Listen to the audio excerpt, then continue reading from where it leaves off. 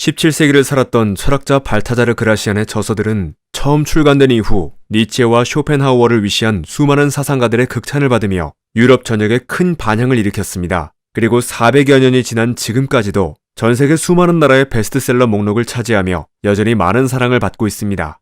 오늘은 그의 저서 사람을 얻는 지혜의 내용을 바탕으로 불행한 인생을 살고 싶지 않다면 꼭 버려야 하는 태도 8가지를 소개해드리겠습니다. 1. 한순간의 격정적인 감정을 다스리지 못하는 것. 신중한 사람, 도량이 넓고 관대한 사람은 좀처럼 평정심을 잃지 않고 쉽게 격정에 휘둘리지도 않습니다. 이러한 태도는 성실하고 고결한 사람들의 특징입니다. 격정은 마음의 상태이기 때문에 격정에 휩쓸리면 이성과 판단력이 흐려지게 됩니다. 격정에 휩쓸려 무모하게 벌인 일이나 섣불리 내뱉은 말이 입에서 입으로 전해지면 그 사람의 명성은 위태로워지겠죠. 일시적인 기분에 흔들리는 상황에서 한 행동이나 말은 결코 좋은 결과를 가져올 수 없습니다. 따라서 지혜로운 사람은 언제나 자기 자신을 철저하게 통제하고 다스림으로써 명예를 다치는 일이 일어나지 않도록 합니다. 만약 순간 감정이 격해지고 있다는 사실을 깨달으면 재빨리 모든 것을 멈추고 뒤로 물러선 뒤 냉정하게 판단할 수 있는 장소나 조언을 구할 제3자를 찾는 것이 좋습니다. 경기장에서 직접 뛰는 선수보다 관람객이 경기를 더 잘 보는 법이니까요. 상황은 언제든 달라질 수 있는데 감정이 격해진 상황에서 순간적으로 잘못된 결정을 내리게 되면 추후 상황이 나아졌을 때 태도를 바꿔야 할 일이 생기게 되고, 그렇게 된다면 상황과 유불리에 따라 사람이 달라진다는 말을 들으며 평판은 추락하게 될 것입니다. 2. 오지랖 부리는 것. 다른 사람들에게 존경받고 싶다면 먼저 자신부터 존중할 줄 알아야 합니다. 자신의 재능을 아끼고 잘 관리하는 게 중요합니다. 그러자면 아무 데서나 나서지 말고 사람들이 간청하는 일만 하는 게 좋습니다. 왜냐하면 요청받지도 않은 일을 했다가 실패한다면 모든 비난을 본인이 받게 되기 때문입니다. 설사 운이 좋아 일이 성공하더라도 요청한 사람이 없었으니 아무도 고마움을 표시하지 않을 것입니다. 오지랖은 오히려 자신을 갉아먹는 행위입니다. 쓸데없는 일을 떠맡는 것만큼 어리석은 행동은 없습니다. 헛된 공명심이나 정의감 때문에 혹은 단순히 잘 거절하지 못해서 여러 가지 일을 떠맡는 사람은 결국 자신의 소중한 시간을 낭비하게 되고 다른 사람들의 시기를 받다가 삶도 영혼도 황폐해지게 됩니다. 그러니 삶도 건강도 지키면서 꼭 필요한 자리에서 자신의 능력을 발휘하기 위해서는 함부로 나서지 말고 재능을 아껴두어야 합니다. 그러다가 사람들의 간절한 요청이 있을 때 나서서 최선을 다해 그 일을 처리해준다면 결과가 어떻게 되든 큰 상관없이 사람들의 존경과 신뢰를 얻을 수 있게 될 것입니다. 3. 어리석은 사람들과 엮이는 것.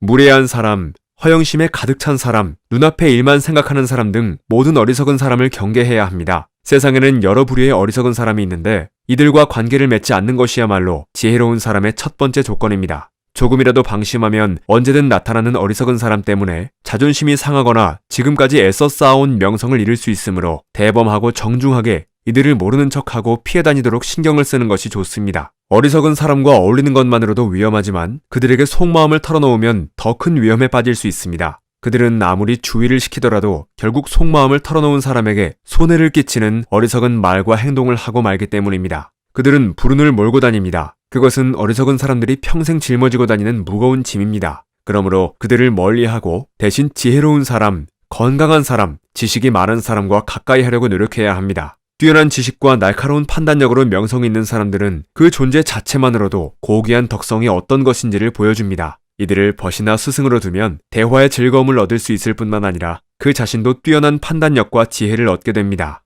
4. 지나친 행복을 추구하는 것. 원하는 것을 모두 소유하지 말고 어느 정도 남겨두는 습관이 필요합니다. 우리 육체는 휴식이 필요하고 정신은 열망하는 대상이 필요합니다. 그런데 행복을 위한 것이라며 원하던 대부분을 해버리고 원하던 대부분을 소유해버리면 그 다음부터는 권태와 불만에 빠지게 됩니다. 호기심을 일으키고 정신을 자극하기 위해서는 미지의 세계가 필요한 법인데 더는 하고 싶은 게 없고 갖고 싶은 게 없어지면 가진 것을 잃어버릴까 두려워하는 상태로 가버리게 됩니다. 행복이 다시 불행으로 바뀌는 것입니다. 얻고자 하는 욕구가 사라지는 순간 상실의 두려움이 생겨납니다. 따라서 지나친 행복 추구는 자칫 불행으로 이어질 수 있다는 생각을 항상 명심해야 합니다. 5. 자신을 정확하게 파악하지 못하는 것. 모든 일을 하기에 앞서 자기 자신을 알아야 합니다. 자신의 성격이 어떤지, 지적 수준이 어느 정도인지, 충분한 분별력과 판단력이 있는지, 감정 상태가 어떤지 등을 알아야 합니다. 자신을 철저히 알지 못하면 실천 가능한 계획을 세울 수 없고 어떤 상황이 닥쳤을 때 빠른 대처 역시 잘할 수 없기 때문입니다. 얼굴을 보여주는 거울은 있지만 마음을 보여주는 거울은 없습니다. 따라서 자주 얼굴을 보며 외모의 상태를 살펴보듯 꾸준한 성찰을 통해 마음을 들여다보아야 합니다. 겉모습에 신경 쓰는 건 못지않게 내면의 자질을 개선하려고 노력해야 합니다. 내가 어려움을 얼마나 잘 이겨낼 수 있는지, 정신적으로 얼마나 강한지, 그리고 얼마나 많은 재능을 가졌는지를 알아내어 항상 준비된 상태를 유지하는 것이 필요합니다.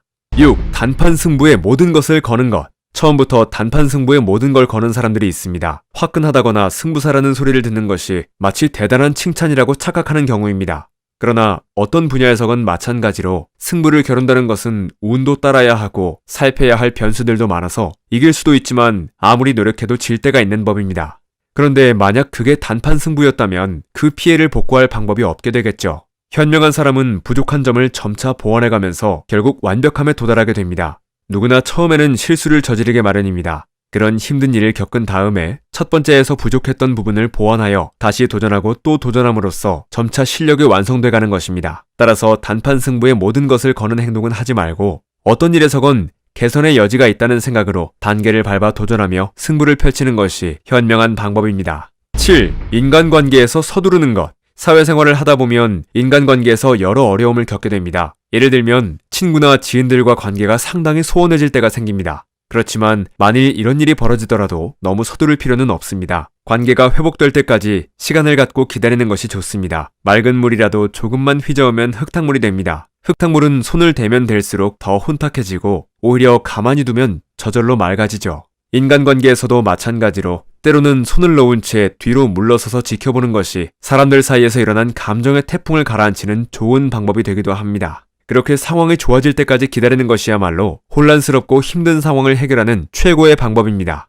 8. 현실 감각이 없는 것. 보통 사람들이 알지 못하는 고도의 지식은 많이 알아도 일상생활의 평범한 것에 대해서는 무지한 사람들이 있습니다. 은행 업무라든지 각종 공과금이나 세금 관리, 집을 고치거나 사고 파는 일, 요리나 쇼핑 정보 등에 대해서 아무것도 모르는 것에 별 문제의식이 없는 것이죠. 하지만 이들은 정신적이고 고상한 지식만 높게 생각하고 실생활에 필요한 정보나 지식은 하찮게 여기며 살기에 정작 살아가는 데 필요한 지혜는 부족하게 됩니다. 학식이 높은 사람이 종종 작은 속임수에 쉽게 속아 넘어가 큰 재산을 잃는 경우가 생기는 것도 그 때문입니다. 그래서 평범한 대중은 학식이 높은 사람을 존경하기도 하지만 오히려 그들에게 어떤 결정을 맡겼다가 일을 그르칠 수도 있다고 생각하기에 때로는 그들을 무시하기도 합니다. 아무리 많이 공부했더라도 다른 사람에게 속거나 놀림당하지 않기 위해서는 현실 감각을 키우고 세상살이에 대한 지혜를 배워야 합니다. 따지고 보면 실제 생활에 필요하지 않은 지식이 무슨 소용일까요?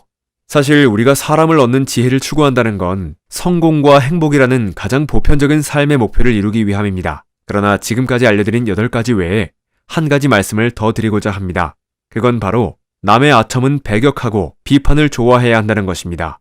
모든 일에는 자신만의 뚜렷한 생각과 엄격한 기준을 세우는 것이 필요합니다. 지혜로운 사람이 되기 위해 매 순간 어떻게 해야 하는지 항상 생각하고 노력하고 지켜야 합니다. 그 과정에서 비판과 비난을 받을 수도 있습니다. 믿었던 사람들에게 쓴소리를 들을 수도 있습니다. 그러나 그것에 마음 상하거나 좌절해서는 안 됩니다. 오히려 그런 비난은 영예에 가깝습니다. 아무도 내 의견이나 생각, 행동을 비판하지 않는다면 그건 내가 사람들에게 아무런 영향을 주지 못하는 가치없는 사람이라는 뜻이기도 하기 때문입니다. 나를 비난한 그들이 지혜로운 사람들이라면 그런 비난은 적극적으로 끌어안아야 합니다. 그렇게 스스로 중심을 지키며 앞서 설명한 불행을 몰고 오는 8가지 태도를 버리고 부족했던 인격과 지식을 갖춤으로써 더 나은 사람으로 변화한다면 일시적인 비난은 기회와 축복이 될 수 있습니다.